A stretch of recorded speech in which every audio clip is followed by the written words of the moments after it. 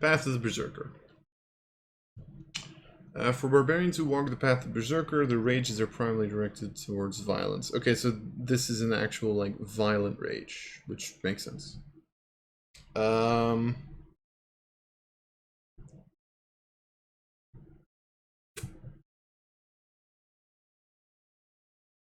So, this is the only change. They made Intimidating Presence a bonus action. Okay?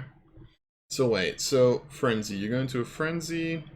If you use Reckless Attack while your rage is active, you deal extra damage to the first target you hit on your turn with strength-based attacks. Roll a number of d6s equal to your and add them together. Damages. Okay. Right, so... Right, they completely reworked Rage.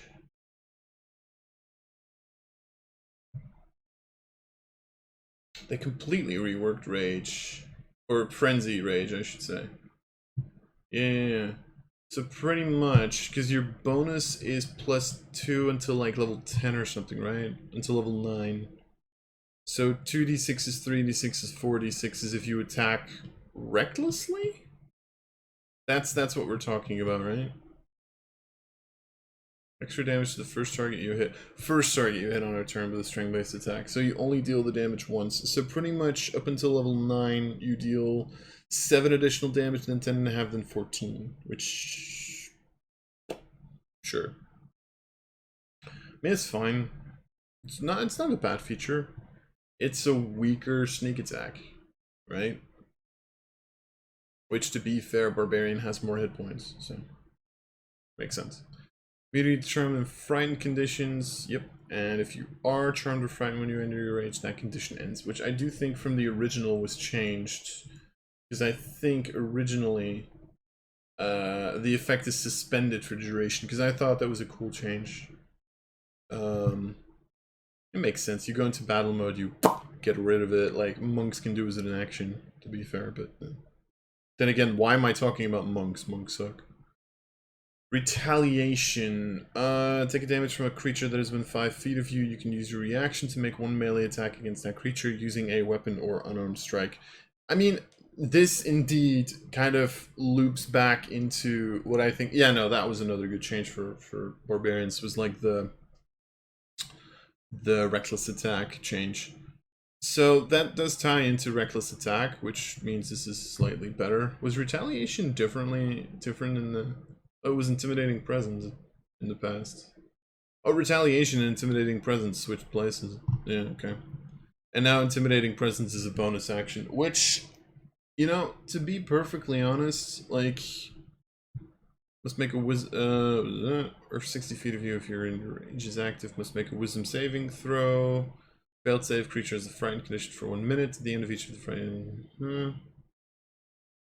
Oh, but once you use this feature, can't use it again.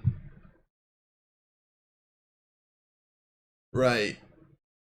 So they made this a one-time use thing. Now it's just a bonus action. To be fit, like, I think I might have even made that comment where I was like, why would you ever use Intimidating Presence?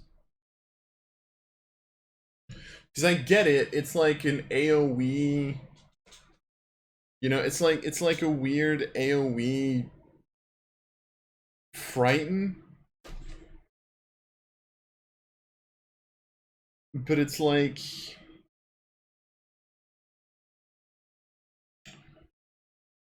they're frightened, sure, and I don't think this is bad. Like, this is not a, like, as a bonus action I think this is good. As an action, my question is like, why would you ever use this over just hitting someone? Is it because of the frighten? You're hoping to have them fail their wisdom saves and get disadvantage on their attacks? Okay, sure. That's still very limited in use because frighten is such a bad condition. Because it's like they can't move closer to you, which, to be fair, you want them to move closer to you because you're literally supposed to hit them in the face. And they have disadvantage as long as they see you. Cool. What if they force saves, you know? if they have an ability that forces saves, it doesn't really matter, right? Like a mage or whatever. I mean, to be fair, like attack rolls are a lot more common than I sometimes might make that out to be. A lot of creatures make attack rolls. That's not the issue here. It's always going to have some degree of value. I'm just thinking, indeed, as a bonus action, it's usable. Here, it's like, okay, I can do this if I want to. As an action, I just felt like, shouldn't you be hitting shit? Yeah, so, yeah.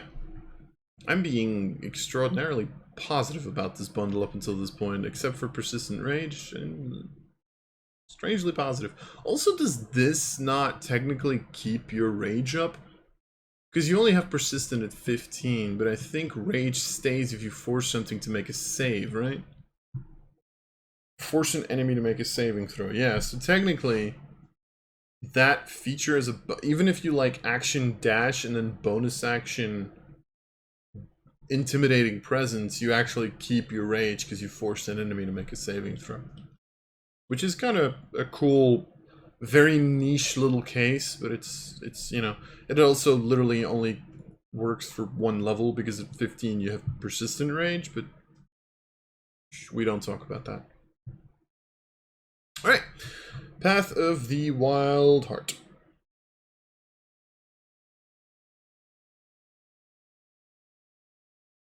Elemental Hero Wild Heart. That's what I was thinking. I kept thinking, like, Wild Heart. Where have I heard that before? It's an Elemental Hero card from Yu-Gi-Oh! God. Barbarians who follow the path of the Wild Hearts, kin to animal inhabitants, learn magical means, right? Okay, so...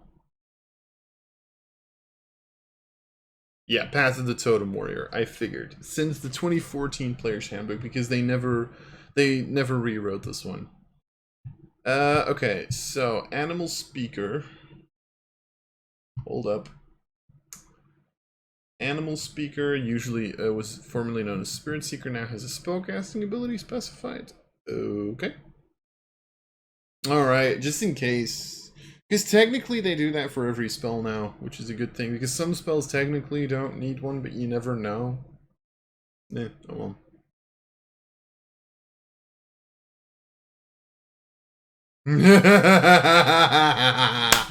Oh, I knew this was gonna happen. I knew it. Oh, I knew it. I wanted to read it. I knew it. Range of the Wilds, formerly called Totem Spirit, contains revisions to each option. Bear no longer grants resistance to all but one damage type. Former design was too powerful. Now allows you to gain resistance to 2 damage types of your choice. I've said this before. I have said this before. They are nerfing the most powerful multi-class builds in the game, and that's Warlock Dip, that's Sorcerin, and that's Barbarian.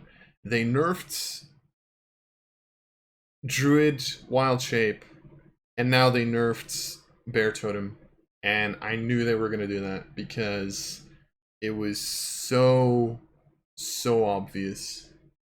That was ridiculously obvious. That, yeah, I called that. Yeah. Eagle lets you take both the dash and disengage action when you activate your rage and as a bonus action.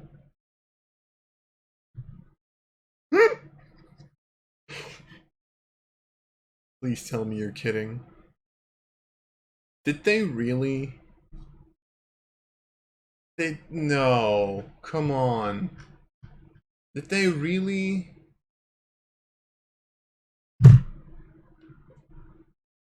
At this point, you guys, at this point, why the fuck is Monk still a class?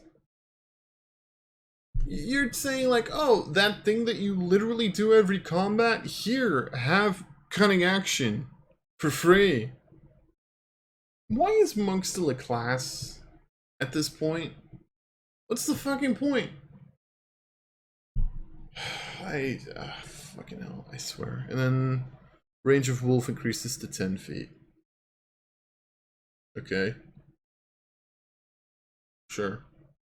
So they gave you pack tactics against more creatures. Sure, okay. Oh, sorry.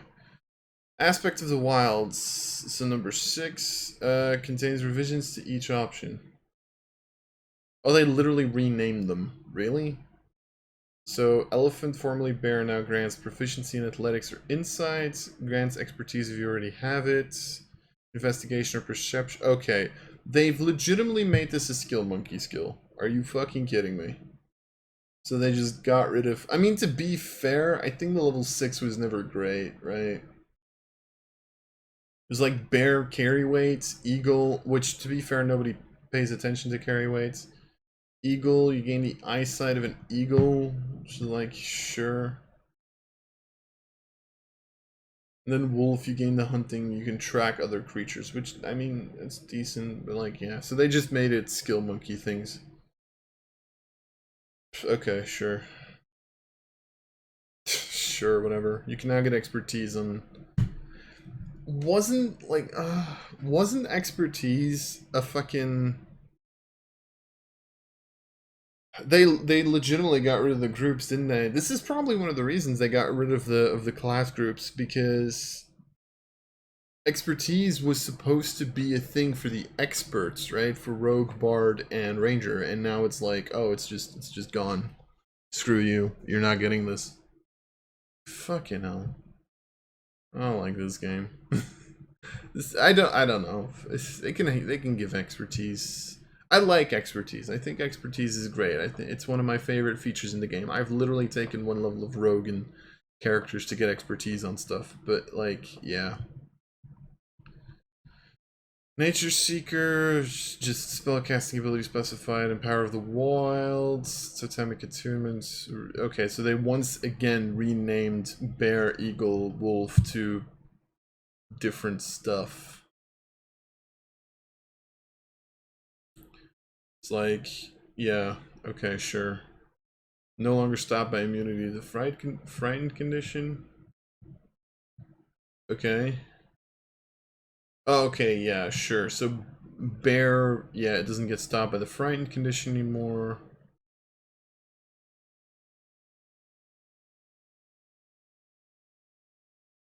Oh, now you can just fly as a falcon, sure. That's kind of cool. And then ram, it's now a saving throw, but you don't use a bonus action. Alright. Sure. These are all very boring changes, gotta be honest. Okay, so you can cast beast spells and speak with animals. Wisdom is your spellcasting ability. I figured it was gonna be wisdom, because I'm assuming they're kind of like tying this to druid. Rage of the Wilds. When you activate your rage, choose 2 damage types, other than force or psychic. Other than force or psychic. Okay, so...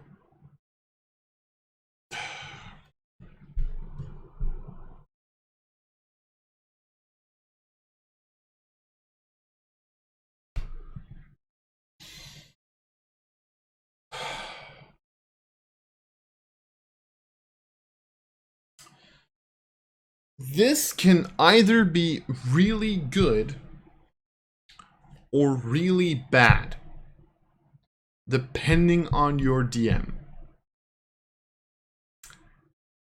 Because if you have to choose 2 damage types, other than force and psychic, it depends on whether or not your DM allows you to find out the damage type of your targets.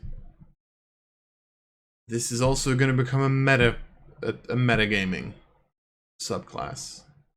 Because if you know I'm fighting against a Mind Flare, which does... Well, Mind Flare is not a great example because that deals psychic. I'm fighting against a vampire, which does necrotic damage. You can pick necrotic.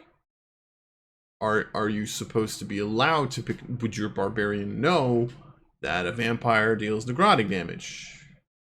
Not necessarily, but can you really stop a player from picking necrotic? So... like, don't get me wrong, I get that they needed to nerf Bear, because Bear is ridiculously overpowered. Like, I've always felt like there was very little reason to pick anything but bear if you went, like, you know, totem barbarian. But I don't think this is a good way to fix it. Honestly, I would maybe have you pick an amount of damage types equal to your... I would probably have an amount of damage types equal to your proficiency bonus, and you can have all of those so that it kind of builds up, but you have to choose the damage types either at your level up or at long rest, although long rest has a similar problem with metagaming. But then again, so do a lot of things. I think I would prefer something like that over just pick 2 when you rage, personally. You know, your heart doesn't change every single time you rage. I don't know. Personal opinion.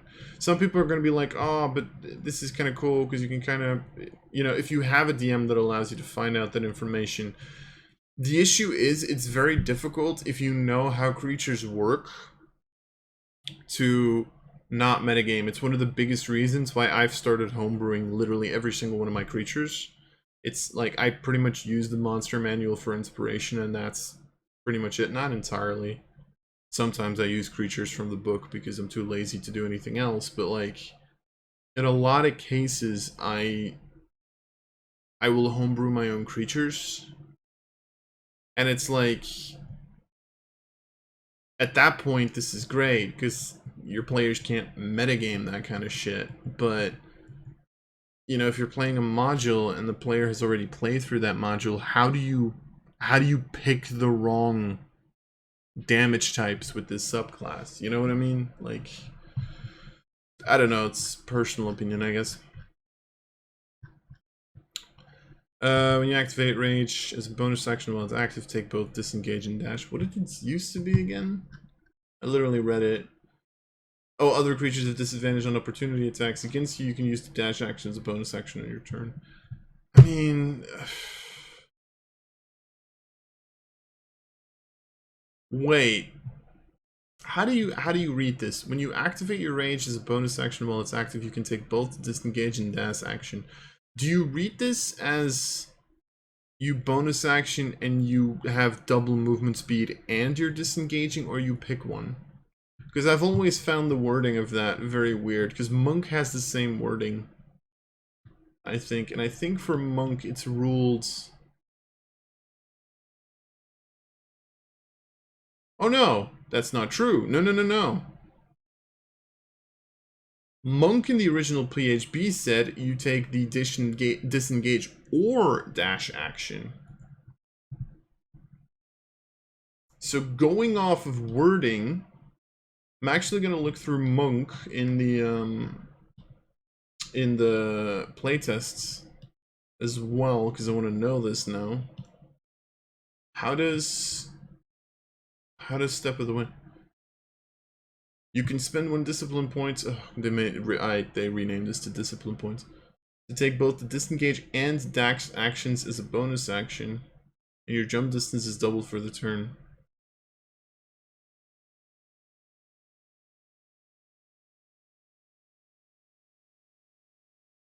You can spend 1 discipline point to take both the disengage and dash actions as a bonus action, and your jump distance is doubled for the turn. I still find this very double wording. Does this mean that you can take both at the same time for 1 bonus action, or do you have to pick one? I find that really weird wording. Anyway. Rage is active. Allies have advantage on melee attacks against any enemies of yours within 10 feet. Sure, this is... Aspect of the wilds, you pretty much get proficiencies. Athletics or insight for elephant, investigation or perception, stealth or survival. So you can kind of choose which one you want proficiency in.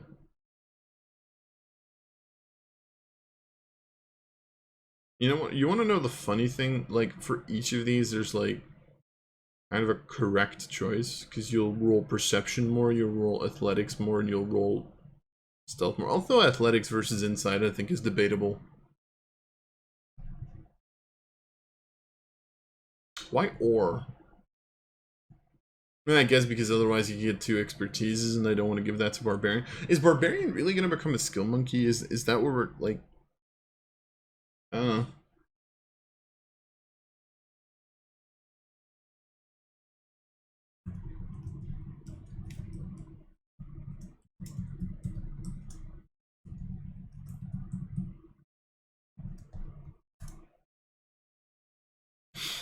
All right, sorry. Yeah, so commune with nature, wisdom, yeah. And then Power of the Wilds. Rage is active any of your enemies within 5 feet of disadvantage against other targets. What did this used to be back in the original PHB? I don't remember. I don't remember. I don't remember. Oh, that's the same thing, right? Oh yeah, it removed the frighten. So you now literally just get a fly speed, and when you hit a larger, smaller creature with a melee attack, must succeed on a strength save or be prone. I mean, those are fine. I don't really get the sense that this is going to be extraordinarily broken or whatever. Pretty much, I mean, the big thing about this one is the nerf to bear, right? Which, again, depending on your DM, I think depending on your DM, that's very much going to depend how good that feature is. And depending on your metagaminess. So, yeah. This is like, again, one of those parts of the playtest where, like, I don't dislike it, but like I don't dislike it, but like because like I don't like it, I don't dislike it. I understand why they made the choice. Let me put it like that. So yeah. I also think they changed the animals to different ones because homebrew always had the feeling that they needed to have, like, homebrew creators had the feeling that they needed to choose an animal and stick with it. And B, I also think that some people probably didn't read through the original line in the PHB where it was like, you don't have to pick the same animal every time. And they just were like, I picked bear here, I have to pick bear again, and I have to pick bear again, and that's not a problem anymore because now you have 3 different animals. It just shows it on the site that you don't have to pick the same animal. Which, eh, what do I care, right? But yeah, overall it's fine.